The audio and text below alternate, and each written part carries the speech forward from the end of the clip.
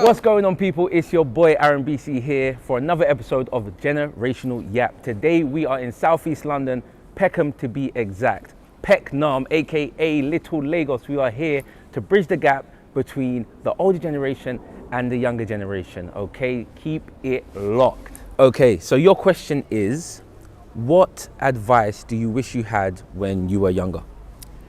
I always say my intuition is my superpower. So I wish I knew to follow my intuition a lot sooner, because there are things that your body picks up before your actual brain picks up. Yes. So I wish, I knew to follow my intuition a bit sooner. Okay. Yeah. That's a really good answer. And what question do you have for the younger generation that you'd like to know? I'm really inspired actually by this younger generation. They're such go-getters, and I'm really inspired. So what would I ask them? Where are they getting this energy from to just go out and get? Like, where are they getting the energy from? Because it's so inspiring, and I think my generation didn't really have that. I'm kind of in between actually, but in the sense that we just got a job, sat in that job for years and years, whereas these guys are making it happen for themselves. And I'm really inspired. So it would be just, where do they get that from? Where are they getting that energy from? Well, I've always been kind of like a community-centered young man, and I think the more you do for the community, the more the community respect us as younger people, then stereotyping us against those younger ones that don't want to succeed or improve or do something constructive with themselves. So like myself, I've got a business where I refurbish and sell bikes to all different types of ages, as well as I've got a business where I do sessions teaching elderly and disadvantaged how to knit and crochet. And recently just got a space in the indoor Raleigh market, which is just behind us. Amazing. Which I'm hoping to soul trade stuff I make and sell myself, as well as have it as a hub during the day, which people that are not getting out the house as much can get out and have a warm space to come and do something constructive. Oh, excellent. That's amazing. And what one question do you have for the next generation, for the older generation, that you'd like to ask them? Could you not be so bias against some of us young people, because some of us are not about being a bad boy or making everyone else feel intimidated or living the drugs and the trap life, like the road life. So your question is, how comes you guys are so biased towards us? Because like how I'm dressed right now, my friend's dressed right now, old person will just walk straight past us. They wouldn't ask, how's your day, or give us a hand if they're struggling. They'll think twice. But one of us would be like, if we see they're struggling, we would interrupt and be like, do you need a hand? And we'll wait for them to make their decision, because they might feel a bit edgy at first because they're looking at how we look on the outside before thinking, this could just be a generous young person. Okay, so your question is, how comes sometimes your generation perceive the younger generation as negative when they are not? I suppose that comes from preconceived ideas. We were once young, we know what it's like to walk around in a gang. So that is mostly seeped into us. Media, plus they don't sometimes do themselves a favour by the way they act, by the way they move and how they portray themselves. Trousers down, they're almost wearing the uniform. So because they're wearing the uniform, straight away an older person's head's going to go towards they're up to no good. Myself, the age I am, knowing what I know now, I can give them the benefit of the doubt. But in society, we are perceived of how we look. So if you look away, you're going to be that way. You see a man in a police uniform, guess what he is? He's a policeman. If you're wearing prerogative clothes, you may be perceived as a lady of the night. So what you wear is a big perception of how you're going to be seen. So when they're wearing the uniform of the thug, of the hooligan, of the boys who are up to no good, that's the first thing what people's heads in their heads. So wrongly or rightly, that's what we're going to see. All the hooded thing they're keeping up, they're just moving around like hooligans. And we see that, you know what I mean, from knowing that where we come from. We not saying that we was goodies, but we come from a place where we can see how these little young ones are moving around like hooligans, carrying their big old kitchen knives and all that rubbish. You know what I mean? I don't know, I feel you say, Roger. So that kind of adds to the perception. Yeah, definitely, most definitely. I mean, in our time, it weren't a thing where when we was going out, it weren't a thing of when maybe our generation was carrying out, but we weren't killing each other with it. You know what I mean? Now these youths, they're killing. They're not even watching where they sink the knife. You know what I mean? So I just said to myself, they're just little hooligans running wild. That's fair enough. That's fair enough. And what one question would you guys have for the younger generation? Something that you'd like to know or ask them? If they feel they're getting perceived in the wrong way, speak and tell us why you dress like that. Is it just a trend? Is it just you're following fashion? And let us see the other side of you. If we only see one side, we're only going to know one side. So the same way they can come and say, listen, I dress like this because everyone dressed like this. Back in my days, everyone would wear Farahs or Kabichis or whatever the fashion was. It doesn't mean I am or that, but they need to let people know and express themselves in a better way. So would your question be, why do a lot of your generation dress in a certain way? Would that be the right way to ask that question? I suppose. Or how would I ask you? What would be the best way to? A lot of people don't want to be standing out, so they follow the crowd. So if everyone's wearing Adidas, they wear Adidas. Yeah. Rather than being individuals, because I'm sure if 50 youths dress the same, there's 50 different people. But I ain't going to see 50 different personalities. I'm going to see one uniform. Okay, cool. So for me, sometimes be brave enough to stand out from the crowd, then you'll be perceived differently from the crowd. Okay. And that's where I see it. Yeah, so I'll ask that question to the next generation 100%. and they'll answer that. Okay, so you guys' question is, how comes it comes across like a lot of your generation dress the same? I feel like a lot of people are deciding to follow a trend. So, especially with social media, I feel like social media heavily influences the way people act, the way people respond, the way people do certain things. So, if you see someone, the way they're dressing, the way they're acting, the way they're responding, of course they're going to want to do it, because a lot of the times the outcome, people want to have the same outcome than that person. Like, for example, I can't really give an example off the top of my head, but if you see someone dressed in some way, a certain way, and achieving them, something, yeah, you're thinking, that. if I do this and do that, follow their footsteps, you might have the same outcome or roughly same premise of outcome. Anyway. Yeah, what do you think? I think it's got to do with environment, I'll be real. So like, say I grew up in Peckham, and if I see just everyone rolling with balaclavas, and I'll be like, okay, that's the normal way to dress, do you get? But if I grew up somewhere, I don't know, gentrified like crazy, I'll be saying, okay, maybe normal steppers is a two-piece suit or whatever, do you get? So I think it's just purely environment, how you grew up and what you see and what you saw around you.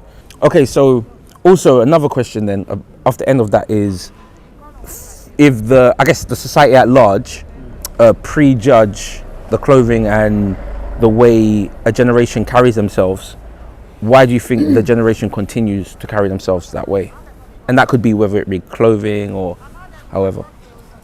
I think it's kind of to do with, like, again, as I said before, social media, but that's a different. Also to do with stereotypes to an extent, because if you see somebody walking, for example, especially obviously a lot of people, when they do certain activities, they wear a certain type of clothing. So because they wear that type of clothing, that's kind of like the norm. If, for example, if you see someone wearing a builder's hat, you're gonna think there's something to do with construction. Do you get what I'm saying? Yeah. So, and obviously the more it's happened, people are starting to, oh yeah, if you see this, you're gonna think this. Yeah. So, I think especially of the way people dress, or not us personally, but the way people dress, it kind of like, or the way them people dress, it kind of like puts a kind of stigma towards certain outfits as a whole. But tracksuits are not necessarily bad, but it's just a conception around it. The stigmatism. It's about what a tracksuit portrays in that sense. Because more time now, everyone thinks if you're wearing a tracksuit, okay, now you're a thug. You're doing badness, do you get? When you could actually just be going gym. Exactly. Just be going gym. But everyone already has that perception. Especially say someone like me, yeah. I got dreads. I got fat beard as well. People are gonna be like, okay, this guy's on badness straight. Yeah. When it's not that. That's not necessarily the case. You get what I'm saying? When you're a man that walks with faith. Exactly. You see what I mean? Yeah, I think it's one of those ones. No, for real. That's a really good answers, man. Thank you. And what one question do you guys have for the older generation? It could be anything. One question, anything that you'd like to ask them. how could we separate ourselves from the stereotypes that has been created? So for like, in regards to clothing and stuff like that, like how could you Like their advice on that? Yeah, their advice on how could you separate? How could we differentiate from the so-called norm? So your question from the younger generation is, what could they do? What advice would you give them to break away from the stereotype that has been placed upon them? Thank you very much. The younger generation need to listen a lot to their parents, to everybody, organization, and anybody that is looking after them, teachers. So if they don't listen, that's why they get stereotyped. Because if they don't listen to, because the adage says charity begins at home. And then now, if you are taught well from your home, and then you carry that legacy outside, you are not going to be stereotyped from anywhere, and you behave properly according to the norms of the country. There is a norms, and then there is a law that guides everything. And if they don't listen, if they don't live according to the norms and laws and customs of this country, they're going to be stereotypes in everything. So even from adults, they will be looking at the adult that they are not perceiving them well. And how would the adult perceive them well when they've already have their, like we adults now, we are coming from afar. And then we are the one that give birth to them. And when they go to like 17, 18, upward or 16, they feel that they can take their decision on their own.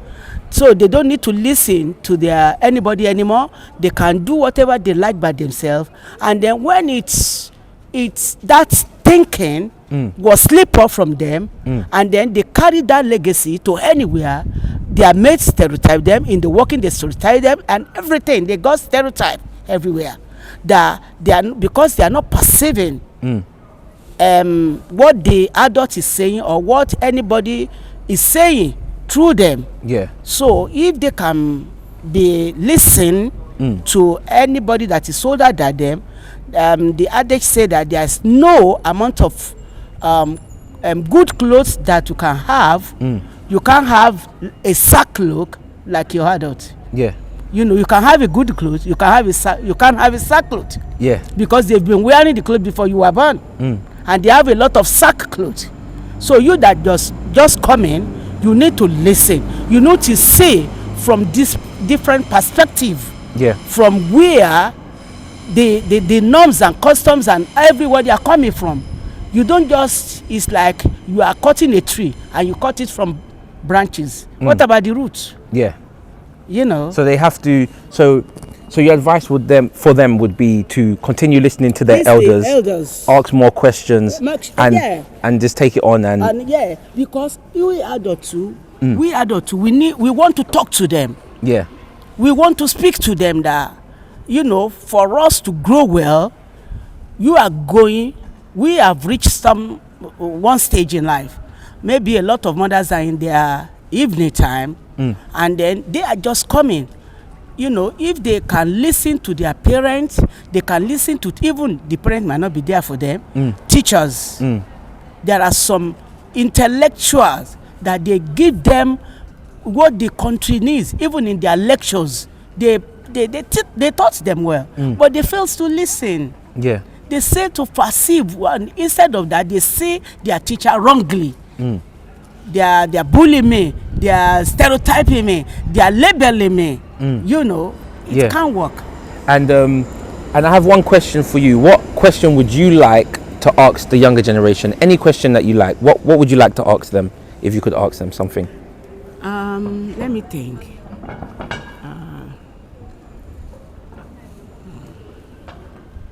And it could be anything in the world. Okay.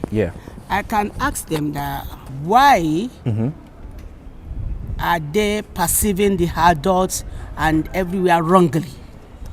Okay, so why? So would it be correct to say why are they, I guess, against the advice that the old generation is giving them?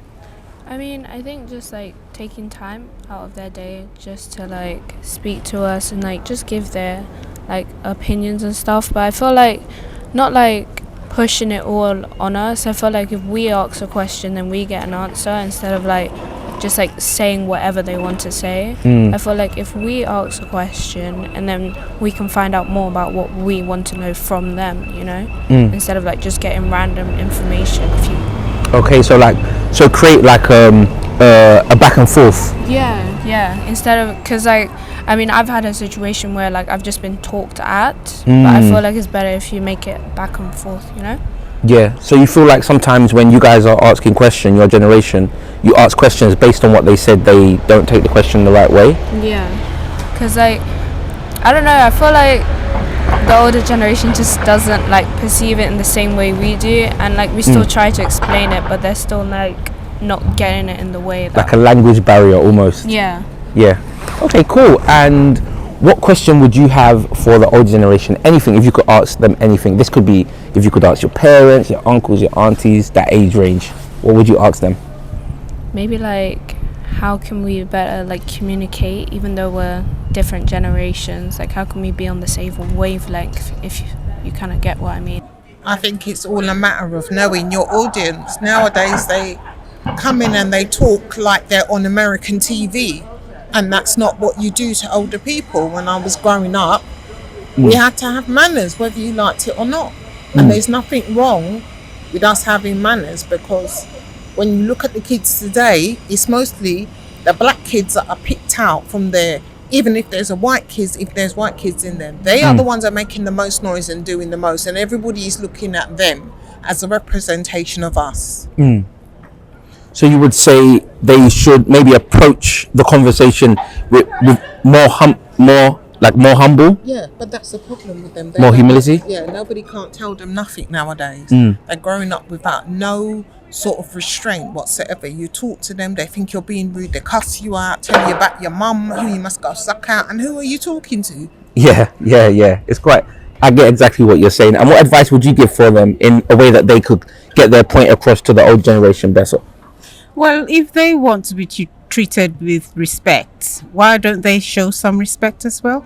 You know, you want us to treat you with respect? Well, how about you show some respect? What does respect look like? Yeah. What would you want us to, how would you want us to treat you? You show us. Yeah. So show some respect. And what would you say is something that they could do as a sign of respect?